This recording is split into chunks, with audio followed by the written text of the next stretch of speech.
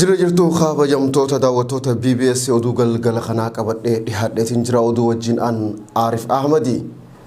Oduu teenyatan jalqabaatiin mootummaan Itoophiyaa lammiilee Itoophiyaa manneen hidhaa Saudi Arabiyaa keessatti rakkachaa jiran muraasa gara biyyaa galchaa jiraachuu hime. Haaluma kanaan guyyaa har'aa lammiileen Itoophiyaa 1959 ta'an gara biyyaa deebi'uu miidiyaaleen biyya keessaa gabaasanii jiru. Ministeerri dhimma dubartootaa fi hawaasummaa Itoophiyaa guyyaa har'aa balalii marsaa sadaffaatiin taasifame kanaan namoonni 1959 ta'an Saudi Arabiyaa irraa gara biyyaa akka seenan ifoomsee jira. Lammiilee guyyaa har'aa galan keessaa daa'imman 63 dubartoota 196 fi dhiirota 800 ta'uu kan ibse ministeerichi hojii hanga ammatti hojjetameen lammiileen 46 fi 384 gara biyyatti deebi'uun danda'amee jira jee. Kominikeeshiniin mootummaa Itoophiyaa ibsa tibbana dhimmicha irratti laateen lammiileen Itoophiyaa mana hidhaa Saudi Arabiyaa rakkoo keessa jiranii gara biyyaa galaa jiraachuu fi sochii seeraan alaa bakkoota garagaratti taasifamaa jiru irratti ibsa laatee jira. Akkaatuma kanaan lammiileen Itoophiyaa Saudi Arabiyaa keessatti rakkachaa turan hanga ammatti 43 ol gara biyyaa galuu kan ibse kominikeeshiniin lammiilee mana hidhaa Saudi Arabiyaa keessatti rakkachaa jiran parsantii 100 keessa 42 gara biyyaa kan deebi'an ta'uu hime. Dhibbeentaan 48 ammas haala rakkisaa keessatti argamuu jee. Kanneen gara biyyatti deebifaman ammas bifa garagaraatiin karaa seeraan alaatiin biyya bahaa waan jiraniif qaamonni dhimmi ilaallatu tarkaanfii akka fudhatu ajajee jira.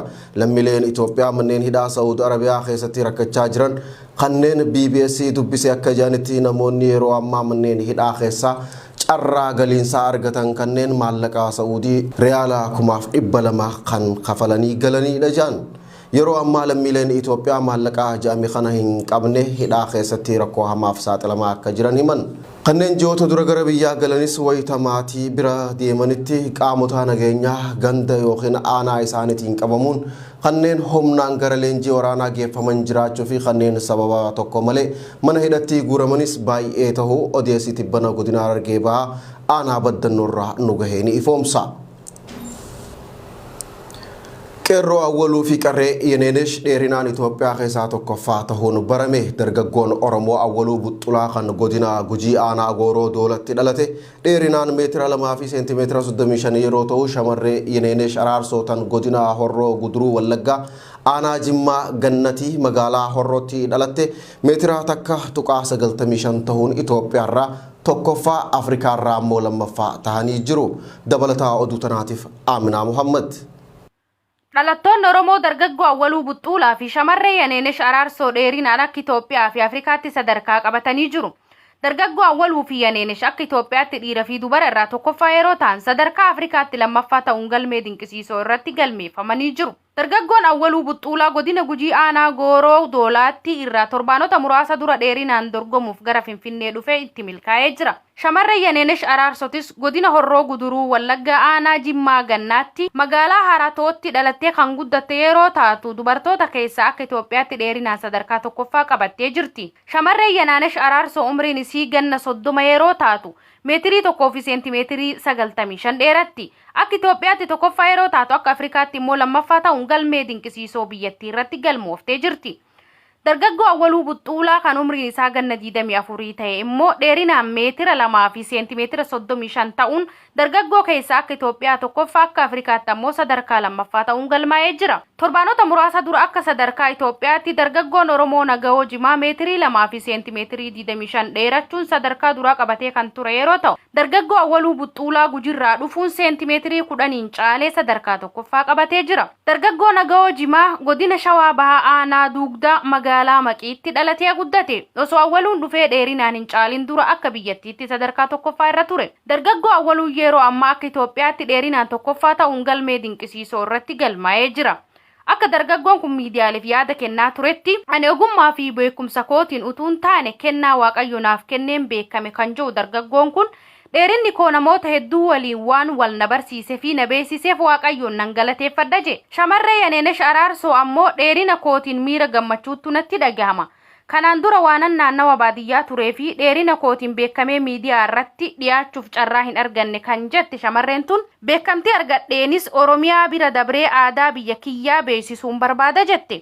Kana malees kennaa Waaqayyo isheef kenne kanaanis biyya ishii bakka buutee sadarkaa Afrikaa fi addunyaatti dorgomuu kan barbaaddu ta'uu dubbattee jirti.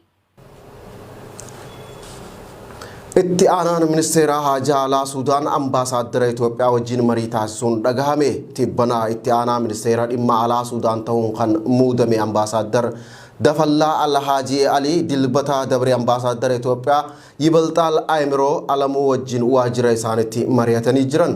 Ambaasaaddar Yibalxaal Amiroo asumaanuu ambaasaaddar Dafallaa Alhaji Aliitiin itti aanaa ministeera dhimma alaa taatanii muudamuu keessaniif baga gammaddan ja'aniinit jiru. Itti aanaa ministeera dhimma alaa Suudaan ta'uun kan muudame ambaasaaddar Dafallaa biyyoonni lameen hariiroo seena qabeessa waliin qabaatu akka turan ibsuun fuula duraafis walitti dhufeenyaa fi faayidaa waliin qaban cimsuu irratti akka hojjetan ta'uu waadaa galanii jiran. Dhiheenyaa kana loltoonni isaanii Itoophiyaa keessatti ajjeefamuu ilaalchisee Suudaan ibsa baafteen ambaasaaddara Itoophiyaa kan Suudaan jiru maaliif waraanni Suudaan akka ajjeefaman irratti ibsa dabalataa gaafatuun ni yaadatama. Ta'us garuu mariin qondaaltonni biyyoota lameenii guyyaa kaleessaa Suudaanitti geggeessan tun dhimma ajjeefamuu loltoota Suudaan wajjin kan wal qabatu ta'uu wanni ibsame takka illee hin jirtu. Chaayinaan Taayiwaan irratti waraana banuu waan hin oolle jettee Ameerikaan. Ajajaa humna waraana Ameerikaa kan ta'e Jeneraal Maark Meelii BBC'f yaada kenneen Chaayinaan Taayiwaan haleeluuf sadarkaa ishii dandeessisu guuttataa jiraatu ibse. Taayiwaan qaama Chaayinaarraa adda baatee waan taateef humnaanis ta'u deebi'uu qabdi kan jettu Chaayinaan Ameerikaan walabummaa Taayiwaan deeggaruu irraa akka of qusattu jechuun akeekkachiisaa turte. Michuu Taayiwaan cimtuu tan taate Ameerikaan sababa dhimma Taayiwaan wal qabatee Chaayinaa wajjin walitti gaarreeffataa jirti. Chaayinaan xayyaarota waraanaa hedduu gara naannoo qilleensa Taayiwaanitti yeroo ergitu Ameerikaan ammoo dooniiwwan waraanaa gara daangaa bishaan Taayiwaanitti ergaa turte. Caamsaa dabree pirezidaanti Joo Baayiden Chaayinaan xayyaarota waraanaa daangaa Taayiwaanitti erguun ibiddaan taphachuudha. Yoo Chaayinaan Taayiwaan weerarte Ameerikaan Taayiwaaniif tumsite Chaayinaa waraantii jee. Ajajaan humna waraanaa Ameerikaa Jeneraal Meelii akkanatti fakkaatutti Chaayinaan humna gahaa jaaraa kan jirtu yoo ta'u pirezidaantiin Chaayinaa Xi Jinping ifatti waraanni isaanii dandeettii Taayiwaan weeraruu akka qabu dubbataa ture jee.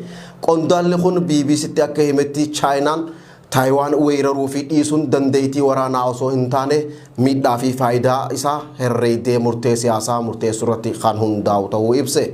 Ammatti weeraruuf qophaa'uu ishii mallattoon mul'atu hin jiru kan jee Jeneraaltichi Ameerikaa kun garuu ammoo ija teenya Chaayinaa irraa hin libsannu jechuun dhaaddate. Biyyi Taayiwaan odola heera mataa ishii qabdu tan mootummaa demokiraasiin filatamee fi waraana eeggataa osoo hin dabalatiin loltoota 300,000 qabdu akka taatee ragaaleen bahan ni ifoomsan. Oduu ispoortii qabna. Waancaan Afrikaa bara dhufuu geggeeffama jaamee ture akka if dura siqu murtaa'oo pirezidaantiin konfedereeshinii kubbaa miilaa beeksise. Dorgommiin Afrikaa waancaa bara dhufuu waxabajjii fi adoolessaa keessaa biyya Ivory Coast'tti akka geggeeffamuuf sagantaan bahee ture. Waqtii sanitti roobni cimaan biyyattii keessatti waan roobuuf gara waggaa itti aanutti dabruun ibsamee jira. Pirezidaantiin CAF bakka dorgommiin waancaa Afrikaa kan dubartootaa itti geggeeffamaa jiru magaalaa guddoo Morokoo Raabaat irraa sababa rooba cimaa mudatuu maluun waan goonuu hin qabnu jechuun ergaa dabarsanii jiran. Haaluma wal fakkaatuun dorgommiin waancaa addunyaa kan bara 2022tis sababa haala qilleensaa Qaatara keessa jiruutiin yeroo duraan geggeeffamuun barameerraa jijjiiramee jira. Waancaan addunyaa kanaan dura ji'a waxabajjii fi adoolessa keessa kan geggeeffamu yoo ta'u kan bara 2022 garuu sadaasaa fi muddee keessa magaalaa guddoo Qaatar Dohaa keessatti geggeeffama. Kunis ji'oota ibsame keessa oowwi Qaatar akka malee rakkisaa ta'urraa kan ka'e gara sadaasaa fi muddeetti akka butame ibsame. Dorgommiin waancaa Afrikaa wayitaa dorgommiin kilaboota Awurooppaa geggeeffaman ji'a waxabajjii fi gurraan dhalaa keessa waan tureef taphattoonni waancaa Afrikaaf taphachuu deeman gadhiisaa ja'amanii gaafatamaa turan. Rakkoo kana hambisuudhaaf waancaan Afrikaa kun amajjii fi gurraandhala keessa ta'uu irraa gara waxabajjii fi adoolessatti akka butamuuf bara 2017 keessa kaaf murteessee ture. Amma garuu kun haala qilleensa jiruun waan ta'uu miti ja'amee jira.